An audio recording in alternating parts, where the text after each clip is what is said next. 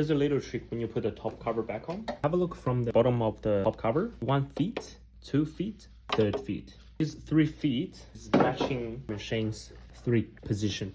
There's 1, 2, 3. You put the top cover back on. Grab your flathead screwdriver. Bend this chassis over until the top cover can sit in there. Same rules apply to the other side. The water level sensor, right? Water feeding pipe. Screws that are holding the top panel.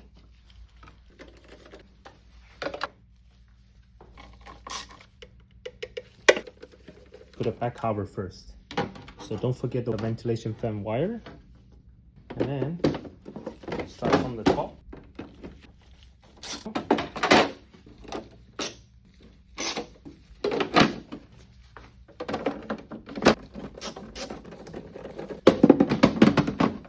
Okay.